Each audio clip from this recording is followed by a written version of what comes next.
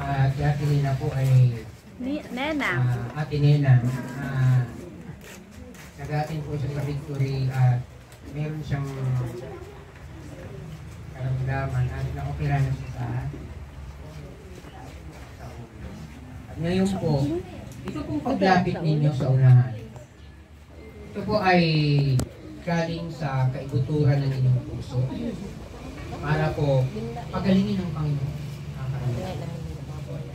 Magpapagaling ang Panginoon sa araw na ito sa mga nararamdaman.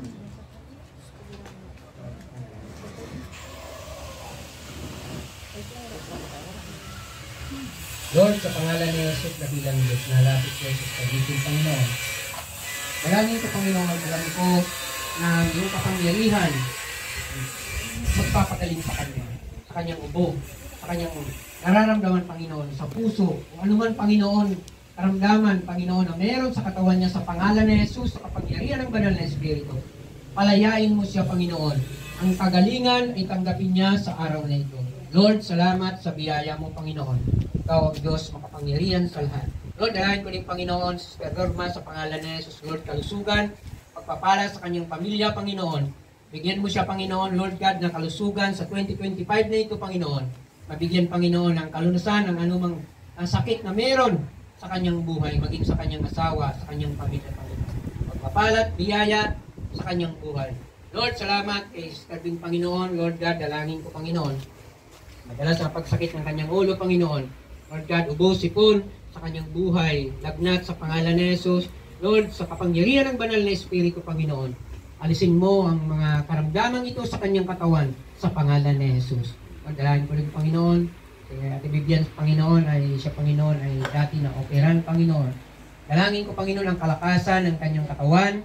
Lord God, ikaw ang Diyos makapangyarihan. Kontrolin mo ang kanyang katawan, dakilang Diyos. At maging kagalingan sa lahat ng bagay na gusto niya, Panginoon, gumaling. Lord, sa pangalan ni Jesus, kapangyarihan ng iyong banal na Espiritu, Panginoon, salamat sa kagalingan. Maging kay Sister Vic, Panginoon, dalahin ko rin, Panginoon, kalakasan ng kanyang katawan, patid mo, Panginoon, na ginagamit mo siya sa ministeryong ito, Panginoon. Palain mo kanyang buhay, kagalingan, anumang merong karamdaman sa kanyang katawan sa pangalan ni Jesus. Maging ang kanyang buong pamilya, Panginoon. Lord, salamat sa biyaya mo, Panginoon, sa buhay niya. Lord, kaya tinay na sa pangalan ni Jesus, Lord, dalangin ko, God, at minsan sa Panginoon na naoperan dakilang Diyos. Lord, ang mild stroke, Panginoon, sa pangalan ni Jesus, ibinibigay ko ito sa iyo. Dahil ikaw ang Diyos na may panukala ng kanyang buhay. Kunin mo ang kanyang buhay, Panginoon, pagalingin, Panginoon, hanggang sa ikaw ay dumating, makita ka niya ng harapan dakilang Diyos. Kalakasan, pagpapala sa kanyang pamilya, Panginoon. At alam ko, Panginoon, maging sa pagbalik niya, Panginoon, sa kanyang tinitirahan, nandun ang pagpapala mo at kaligtasan na mangyayari sa kanyang buhay. Lord, salamat sa biyaya mo, Panginoon, sa pangalan ni Jesus. Dalangin ko rin, Panginoon, si Bless sa pangalan ni Jesus. Dalangin ko kalusugan ng pangangatawan, Panginoon. Lord God, dalangin ko, Panginoon, na maging malakas, malusog, Panginoon, kanyang katawan.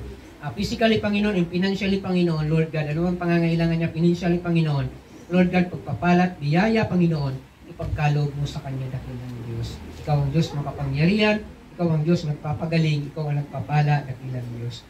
Amen. Lord, salamat, Panginoon, kay Sister Marlene sa pangalan ni Jesus, Lord God. Dalangin ko, God, ang pagpapala mo sa buhay niya, Panginoon. Alam ko, Panginoon, ang salita mo, Panginoon, ay nandyan sa kanya, Panginoon, at pananampalataya niya ay napakataas dakilang Diyos. Matagal na namin siyang kasama. Lord, alam ko, Panginoon, at batid mo kanyang puso, Panginoon, sa pagdadalo sa simbahan ito, Panginoon. Lord, pagpapalat, biyaya, kagalingan, Panginoon, totally deliverance, Panginoon, ng kanyang karamdaman dakilang Diyos. Lord, sa pangalan ni Jesus. Amen.